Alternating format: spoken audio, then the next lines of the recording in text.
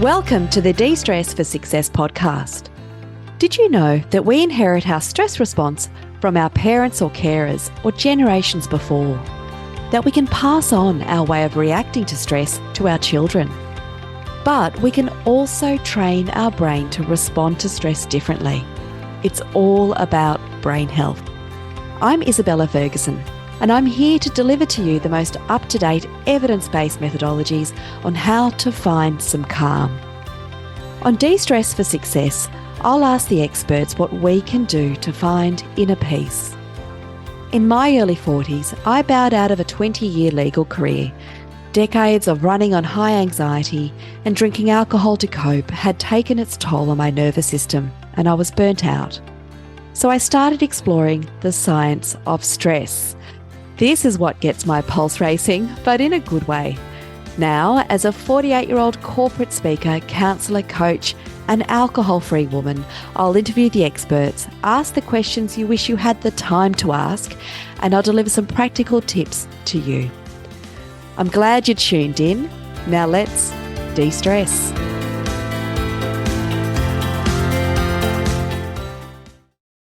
Today on the podcast, we're joined by Professor Michael Gradisar.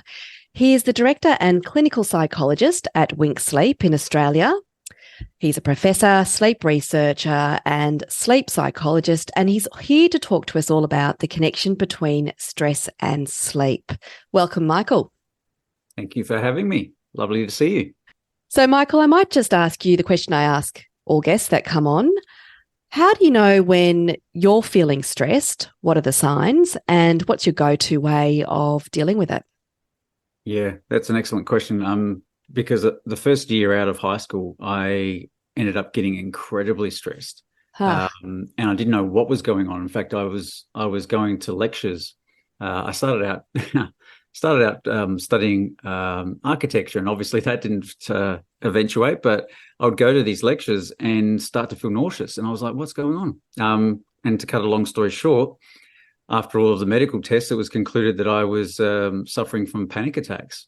Oh, right. And so I really got to learn to really identify what were the symptoms, what were the signs, how did they escalate, what order did they come in.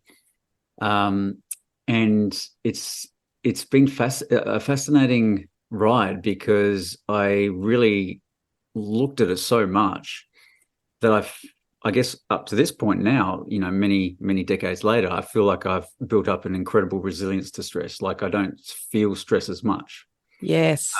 So these days, I guess when I have felt stress, it has been much more threatening, I would have to say.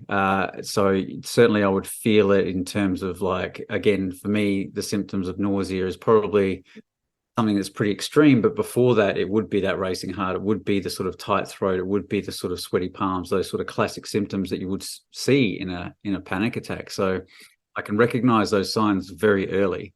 In terms of what I have done, I guess, is that, excuse me, it's usually been that I've got too much on, and there's some sort of time pressure happening. So it's a chance to sort of go, okay, I need to step back. I need to sacrifice something in order to get something else done that stresses me a lot. Once I get that off my plate and I start to chop away at these things will get better. So it's been a very practical sort of method to get to the core of what the issue is. But certainly breathing techniques has been the immediate thing that I would try to do, and also be aware of my heart and try to really slow down that heart rate in conjunction with those breathing techniques. And what's your go-to breathing technique, just out of interest? It's probably just breathing, because I think what happens when we're stressed, at least for when I'm stressed, is that we're not so conscious about our breathing. We're not doing sort of like a regular breathing. It's fairly shallow. We start to build up that carbon dioxide. Which then would lead to the panic attacks for me. So certainly it's more like just regular breaths, just sort of bringing it back to sort of relaxing, and definitely accompanying that, having a very relaxing mindset. Yeah. And move myself towards that and focus on it'll be okay. Yeah. Thank you, Michael. Thank you for sharing that. It's a great skill to have that level of self-awareness, to know the symptoms, and then to jump into some breathing techniques. And it's something I always recommend clients to do, something that I actually just had to remind myself to do yesterday. I was racing to Sydney to do a to be part of a graduation ceremony as another area of work that I do. I had booked the wrong flight. I had booked Sydney to Adelaide rather than Adelaide to Sydney. Complete stressor, and then got to the talk and had to sit there and do my own breathing techniques. Quite ridiculous. So, Michael, most listeners are aware that sleep and stress are closely linked, that stress adversely affects sleep quality, duration, and while insufficient sleep will increase stress levels. Why is that so? Yeah, I mean, there's certainly what we would call a bidirectionality. One affects the other. Yeah. And the connecting part to that is really, if you think about it, stress is when we are physiologically, and you would also say mentally, at our most aroused, like in terms of what we call hyperarousal. And that's the complete opposite of sleep. So sleep is that you are completely de-aroused physiologically, you're completely relaxed. Mentally, you're not sort of having you shouldn't have a racing mind, although that's exactly what people can get, and that leads to insomnia. Yeah. So really, they're two ends of the spectrum. So like you're sort of suggesting there, it's if we are feeling incredibly stressed, levels, like say, for example, if you were to measure this, you would have a higher frequency EEG, which means that you are really switched on at night when you should be starting to wind down. You should have more relaxing, say, for example, what we call alpha waves. Yes. And you would also have a higher elevated heart rate, for example. And you need the opposite. You need to sort of fall asleep in such a way that you actually remove what's called the sympathetic nervous system. It sort of goes into the background so that the parasympathetic nervous system takes over. And clearly, if you don't get enough sleep, certain facets about that, and the quality of sleep, it doesn't prepare you well to tolerate sleep the next day, which is a crucial thing. So hence this can be quite cyclic, and people can get caught in that sort of compounding stress, certainly throughout the week and weeks and months. And so what do you say to people that seem to be caught in that kind of stress and insufficient sleep cycle? What are some practical steps they can do to try and get themselves out of that? Yeah, because the two are interrelated, it's really looking at what you would say are the contributing factors. So when you're doing what you would call, say, a psychological interview, when someone comes in, that sounds really intense, but it's actually like a conversation.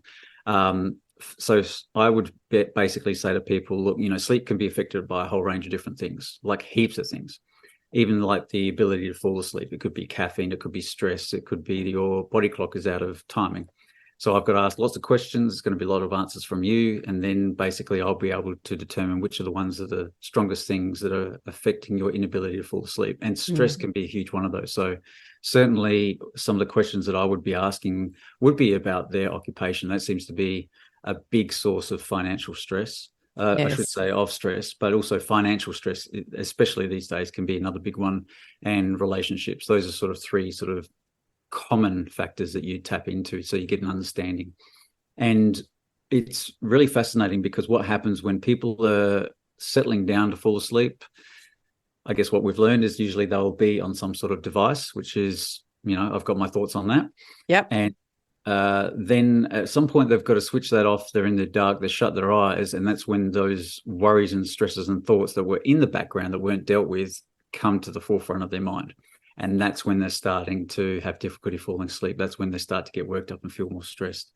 So clearly, one way to tackle that is that you've got some quick short-term ways of trying to deal with those sorts of thoughts. But you've also got what we call cognitive therapy for insomnia, which takes a lot of work. It takes many weeks and a lot of practice. It really focuses on identifying what are these really unhelpful thoughts. Yes. And taking time to examine those thoughts with evidence for and against, how likely are they going to be true? If they are, what's the consequences of that? What's a different way of thinking about it? And that takes a lot of weeks really to tackle. But the other aspect, that's the sleep angle, but then there's the stress angle. What is actually causing this stress, and what is the problem solving that can be done to tackle that one there as well? So it's like a two-pronged approach where you do tackle aspects of sleep to improve that, but you also tackle aspects of the stress. So you're trying to sort of really de-arouse the person over the 24-hour period. Would there be other practical things that are outside of that cognitive behavioural therapy that might help? For sure. And what's fascinating, and I guess I didn't really tap into this, is that because I'm a scientist, I also like to sort of change one thing at a time and see what the result is on the other.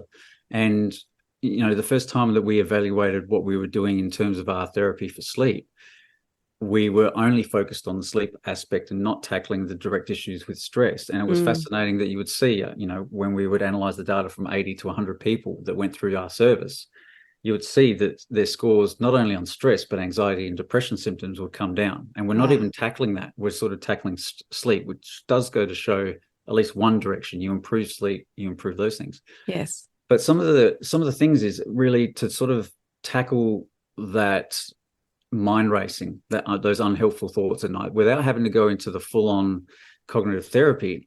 Some examples are that we have recently done a survey that was published earlier this year showing that people do actually use technology to distract themselves from their worries, about 6 out of 10 people.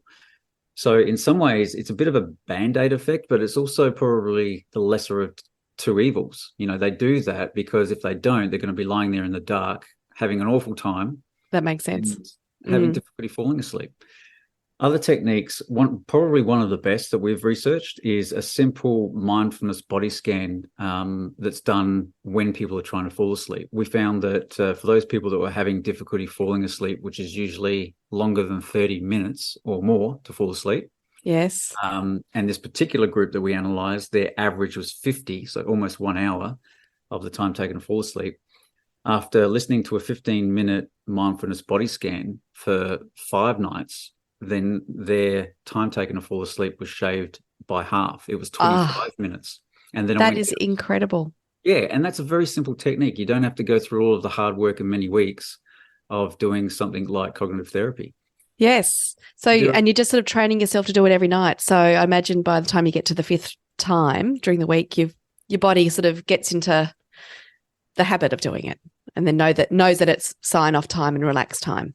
Exactly. And I think that the key thing about the body scan that we use is that it does 2 things, which we've touched upon, which is that if your mind starts to wander towards what you've got to do tomorrow, what's happened today, some of these mindfulness body scans will say, now, if you started to do that, bring your mind back to where you are. Think about how your head's hitting the pillow, how your body is touching the mattress. So it brings you into that present moment rather than worrying, forward or backwards. And it's also focusing on relaxing the body. So it's both a relaxation of the mind and the body. So I think that's why it was so potent and worked in these situations. That's fantastic. And I might try and get details of the mind body scan that you might recommend and see if I can put that in the show notes. What might be your, say, top 3 tips that people who are desperate for sleep or highly stressed, what can they do just to prioritize sleep? And just make sure they're getting the quality and the duration that they need? Yeah, always an excellent question. It's a common question. You might need more than 3. Yeah, and it's a way to sort of what provides the best return on investment, so to speak. So indeed. One thing I have to always address, and we've touched upon it, is technology use. A lot of people will tell you, don't use technology in the hour before bed. Now, our research team is one of the leading groups in the world when it comes to the research on technology use before sleep. We've tried to disrupt sleep with Call of Duty in the hour before bed, with bright iPads in people's faces. We've struggled, believe it or not. And this is where there's a disparity between what people will read on the internet or even get from Chat GPT, because it does source a lot of its information from the internet, and research. So what we now suggest is that when we've looked at various studies, one of the most harmless things for sleep is watching TV. Yeah. It actually has a near zero correlation with sleep.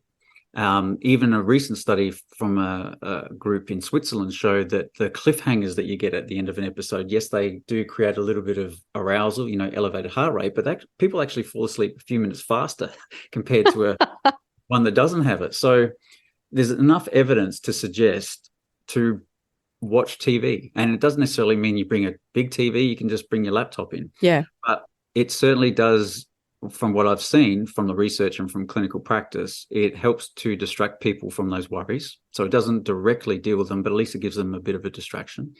We found that a third of people fall asleep while trying to watch TV as well. So who knows, it might be a nice sleep aid. Yeah. And furthermore, people sort of then, especially when they've had that experience of insomnia, it's really turned from their bedroom being a negative place, of all of these negative experiences, to a more positive one. Yeah. Yep. Okay. I like that. Yep. There'll be music to many listeners' ears. Bring the device in. It might not be do wonders for the relationship, but if you're at a desperate point and you really need just to distract and feel calmer, I get it. Yeah, I get it. So that's really sleep tip number one. Sleep tip number two is a bit more of a don't. And, we've talked about this before. And I went on a health challenge in 2018 to see if I could go 365 consecutive days without alcohol, and failed after 3 months. Then after that, I managed to do it, and still I am that way. And when I did that, I got very fascinated in the alcohol research, but also the sleep and alcohol research. And people keep blaming technology use. It probably accounts for a 2% relationship with sleep. The biggest factor is sleep biology. We've mentioned that before about circadian rhythms and sleep pressure. But the next behavioral one, the biggest one, is alcohol. Yeah. It absolutely is terrible for sleep. It really has that bad relationship. And just to sort of give some examples, what people will notice is that it helps them relax, especially if you're a lawyer, you've got a full-on workload, you don't have much time, you don't necessarily want to go into the sleep medications. Something is accessible, it's a de-stressor, it is a muscle relaxant, and people fall asleep. And if they get caught in that regular behavior, they'll probably find that they'll be waking up at some point in the morning, and that's when they're going to get all of these thoughts and worries and so forth, because alcohol does disrupt sleep. But this podcast is about stress, and one of the best aspects about stress regulation when it comes to sleep is called REM sleep. REM sleep is something that will happen in the second half of the night. There's great research now to show that getting decent, continuous REM sleep almost like inoculates you to the point of certainly resilience of any stresses that happen the next day. So you're preparing for your stress the next day, and alcohol suppresses REM sleep. So I've seen this over the years, like when I started working in an insomnia clinic at a repatriation hospital, a lot of Vietnam vets, they were taught to deal with their stress with alcohol, and chronically it's been one of the worst things for their mental health and for their sleep. And then as they're getting off the grog, as they would say, they are starting to get a lot more positive, a lot better, and a lot better handling of their stress. Yeah. So I know that's a don't, but maybe a do is maybe have less alcohol, start with that, or try some alcohol-free options. Michael, that's music to my ears. I love that point, and I'm really glad you raised it. Certainly, I'm an alcohol-free woman, and my sleep quality is now something that I would never give up for the sake of a few glasses of wine. And just listeners, you can go to episode 8 of the Not Drinking Today podcast, and that's all about alcohol and sleep, and particularly what occurs to your sleep when you do give up, and then how it will benefit you in the long run. So thank you for that. That's a great tip. Cool. And then the third one's really around education. And to give people some examples, I would hope, I am very biased, but if we've got about, 140 blogs on winksleep.online, where we talk about various aspects of sleep, and you can subscribe to that newsletter as well. So that will give you a lot of education. I think the greater knowledge you have, the less stress you can become. I also work for Sleep Cycle, which is the world's biggest app. It's been downloaded more than 60 million times. So in terms of return on investment, I'm going to just call it and say, for $40 a year or $50, I think it's $40. That's not much compared to a lot of sleep things that you get these days. And not only can you do tracking, not only does it have a alarm that gently wakes you up, but there's a lot of education that we're putting into that app as well. If you like podcasts, obviously, listen to yours. Yeah. But if it's specifically about sleep, I've been listening to a lot of them, and I would have to say Matthew Walker's podcast is the most accurate. Matt is a sleep scientist. He is very careful about the accuracy of his information. And if I can do a comparison, because I think a lot of people have also started listening to someone like Andrew Huberman's podcast. I've listened to Andrew's podcast on sleep, and for every 3 facts that he mentions, one of them is incorrect. Whereas Matt is like probably 99% correct. So that's just one example of where you can get sort of really highly credible and valid sleep information. And the more you learn, the better you'll be in control of your sleep. When you look at, I mean, clearly sleep is important. We will say that. And certainly there's data to show that, if you're getting less than 6 hours sleep, less than 5 hours sleep, yes, that can have like a 10%, 11% impairment on work performance. And that's primarily from what's called presenteeism. That's not absenteeism. Yes. I can see your face and it's like, yeah. Okay, so people often know absenteeism is that you don't rock up for work because you were not sleeping well, but presenteeism is that you rock up to work, but you're not fully there. You're not firing on all cylinders. This is the key thing there. And I try to, stress to people that where we should be concerned about a lack of sleep is when people are in a situation where it is life and death. So you're talking about surgeons, you're talking about people that are driving trucks. These are the sorts of people that we need to be seriously concerned about when it's not getting enough sleep. So, hence, if you're a teacher, if you're a lawyer, if you are a judge, yes, you've got to do very important things, but it may not be life and death. Expect some mistakes. Sometimes if you're really feeling that you're very sleepy because of a bad night's sleep, you take things a little bit slower, step by step, believe it or not, just a little bit slower, not like really slow. You don't want to further stress yourselves out.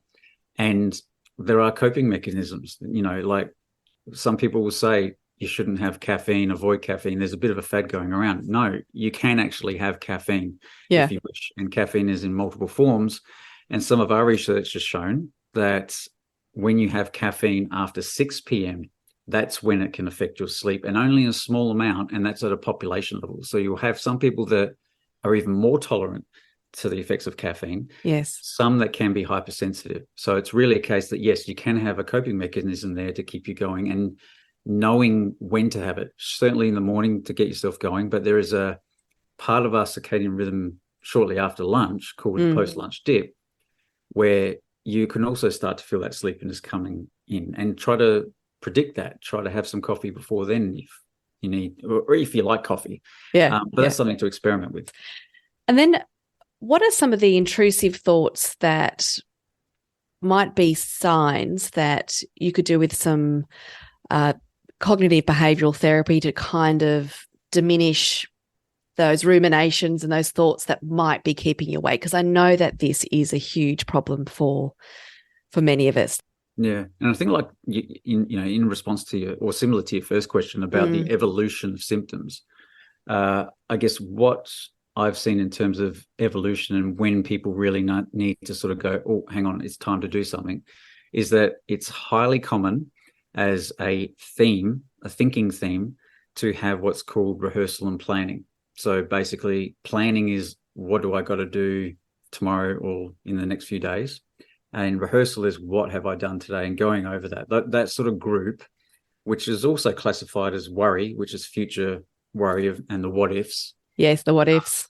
Exactly, they're terrible. And the rumination is reflecting negatively, or in a bad way, on what's happened today. And that can happen because we can tend to be negative more so during the evening and overnight as opposed to during the light of day. But that's the top category when it comes to analyzing what people think about when they're having difficulty falling asleep. The second category is about sleep and its consequences. It's after all of that's been exhausted about the rehearsal and planning, and people then start to go, oh, hang on, I'm not sleeping well. I need to get to sleep. I've only got this much time of sleep that I can get. And when people start to get to that second category, that's almost like the sign of like, I need to do something. Okay, that's really good advice. When might the lack of sleep become dangerous? So when might it be a sign that you're sort of teetering on the edge of potentially burnout, or I guess you're just not coping well? So you're probably going from ruminations just to not sleeping at all. What are the signs there that it's reached a level that's actually a bit risky? for your mental health? Yeah, it's I would hope that people are aware, and usually I guess the research has shown that people are not when it comes to driving. Their perception of their driving performance seems to be better than the objective measurements of that, which is very concerning. So I guess for people that might be taking public transport to work or something like that, that's okay. Obviously don't stand too close to the curb just in case you lose balance while the bus. But for people that are driving, I think that's where it's more of a concern. I think that well before that sort of happens, people would be realizing that they're not sleeping well. That they're taking a long time to fall asleep is probably one of the first indicators, and it's happening frequently, like at least 3 or 4 times a week. Because I guess, in terms of one nugget of sleep knowledge is that looking across multiple studies, we have this thing called sleep pressure. So even if you've had 3 nights in a row of bad sleep, people often, reach for maybe a sleeping pill. But the thing is, we've got this natural buildup of sleep pressure that's been occurring. And the data show whether you're an infant or an adult, after about 3 to 4 nights, sleep pressure kicks in and you'll have a higher chance of having a better night's sleep. So we have this natural catch-up way that sleep is going to push its way in eventually at some point. But hence why you won't have necessarily 7 nights of bad sleep. But if you're having 3 to 4 or more, that's an indicator, I would have to say. Okay. And what can a sleep coach do to help, and how might that differ from a sleep psychologist? Because I know that there's a difference between the two. Yeah, for sure. I mean, like traditionally, especially like if you went back when I started, and even probably 5-10 years ago, primarily the people that were trained and qualified to treat sleep issues were from a background of psychology, and when I say psychology, I mean like clinical psychology, or medicine. Those were the primary 2 areas. But I think what's happened now is certainly there's a big coaching industry that's occurred over the last 5 to several years. And I would have to say that probably 10 years ago is when we saw the introduction of baby sleep coaches, people that had a passion for helping parents, sleep better and helping their infants sleep better. But now that's translated to adult sleep coaching. And I think that the difference between the two is obviously one has had to jump through a whole bunch of hoops to get those qualifications at a postgraduate university level, and then done some further training as well. When it comes to the clinical psychology and medicine, for coach, it can be wide and varied. So you can get people that are quite highly educated. So say, for example, for my business at Wink, we've got online courses where it's basically me teaching people cognitive techniques, behavioural techniques for insomnia, light therapy, melatonin for circadian rhythm issues, and so forth. So they're getting it directly from the source.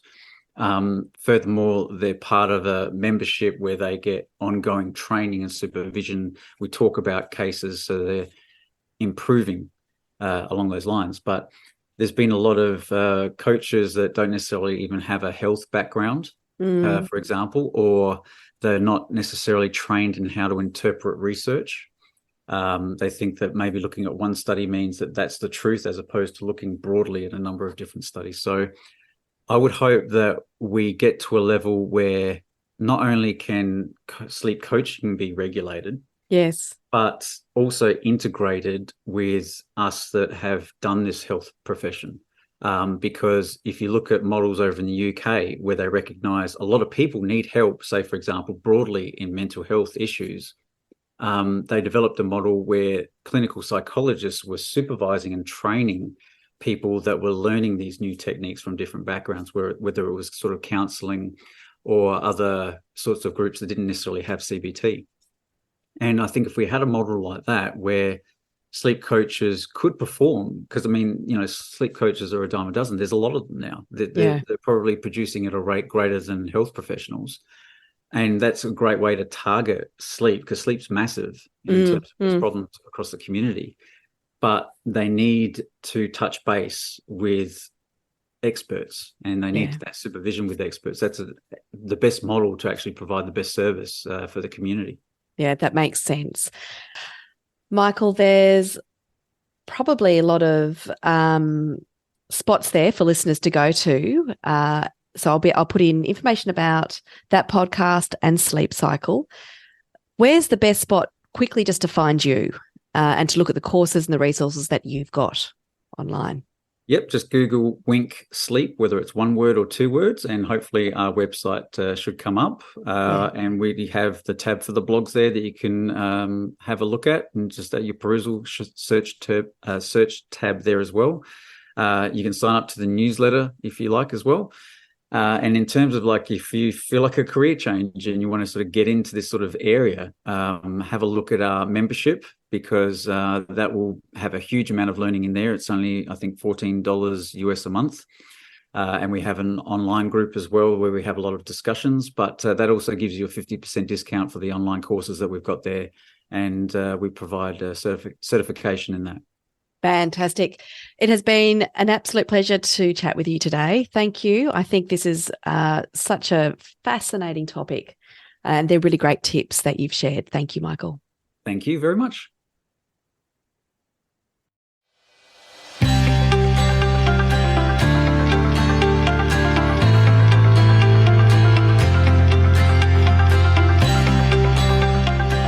Thank you so much for listening to this episode. If you enjoyed the content, please don't forget to rate, subscribe, or leave a review about this podcast. These 3 things really help to get this podcast out to people that might need to hear it. You can find me at www.isabellaferguson.com.au. Jump on my website, check out all the resources I've got there about alcohol, stress, and burnout. You can also book in a free introductory call. It's a 30-minute confidential chat if you are looking for a counsellor or a coach to support you to drink less or to manage your stress. I'm always here to chat. If you've got a question, please do not hesitate to reach out. I hope you have a really good day. See you later.